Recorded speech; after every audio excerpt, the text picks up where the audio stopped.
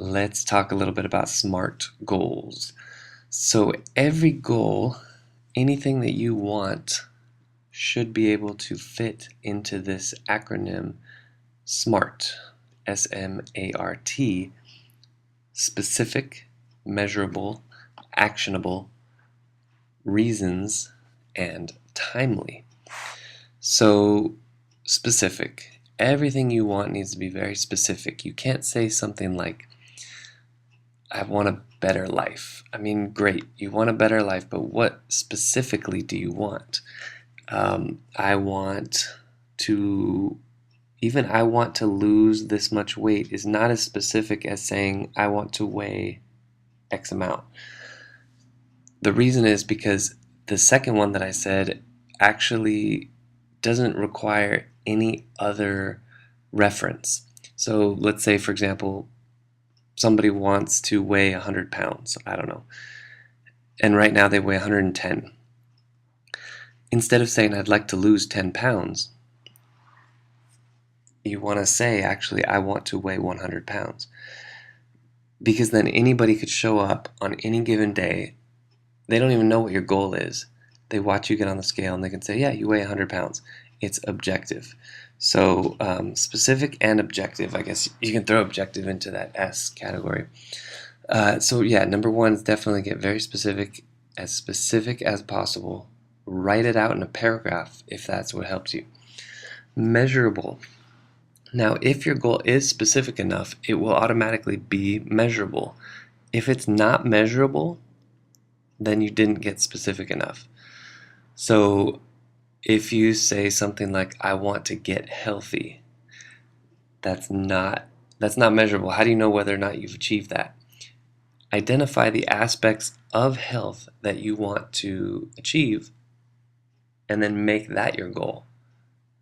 So again, it could be weight, it could be body fat, it could be the number of hours that you sleep in a night and still wake up feeling rested.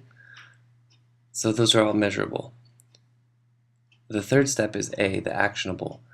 There has to be something that you do. You can't just think about these goals and expect them to happen. You have to do stuff. If you want to get in shape, you have to work out. You have to eat right.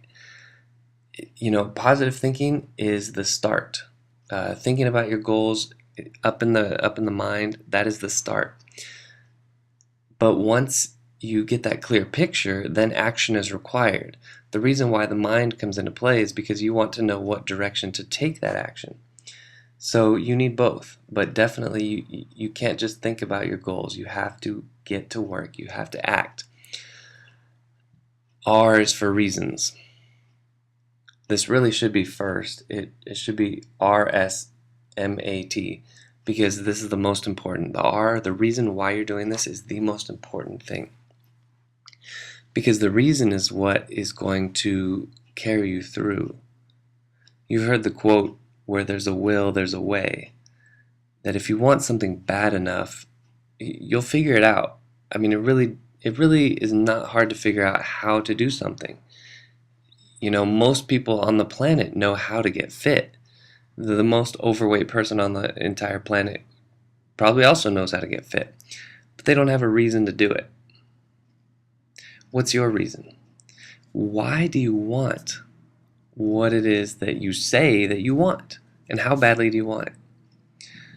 Write this down. I would highly recommend writing that down too. And then T is for timely. You need to have an end date. You need a cutoff. Before you die is not an end date, because then you can always put it off till tomorrow. I would recommend actually setting an end date that when you first set it, it seems too quick. So a good example is I was talking to a friend the other day, and he said that he wanted to lose 15 pounds. And I asked him, when do you want to lose this by? And he said, oh, from what I've heard, I hear 90 days is a good, a good time frame. And I said, oh, okay, cool. And then I wrote down a date. I forgot what the date was, but it was basically 60 days from today's date.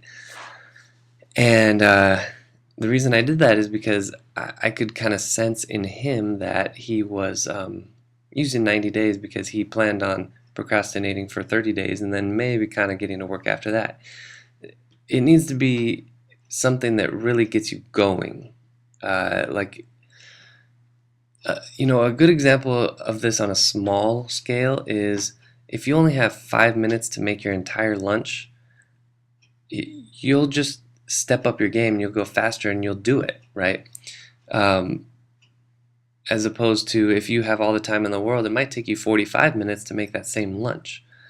So put a little bit of constructive pressure on yourself in order to get this done, because then that will get you thinking creatively on what kinds of things you can do. Maybe you do 2 workouts a day, maybe you do some more juicing or stuff like that, where you can actually speed up your results.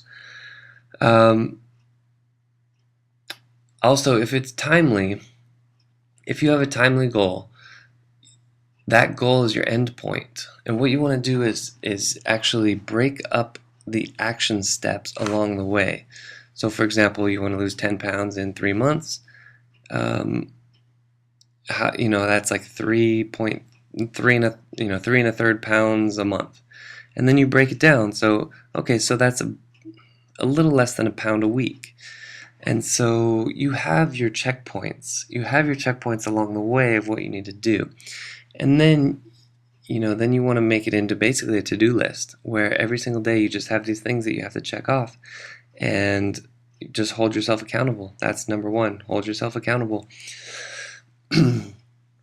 So, the SMART goals. 5 steps to reaching any goal. And the 6th step I would recommend, though, add this on. This is just consistency. You need to remind yourself of what your goals are every single day. And actually, I would recommend 5 times a day, or every hour on the hour. I mean, you really need to keep these goals right in front of you to remind yourself of what you actually want, because the rest of life will take you where it wants to take you, and you need to remind yourself of what you want. So, if you need any help with this, let me know. Otherwise, good luck with getting started.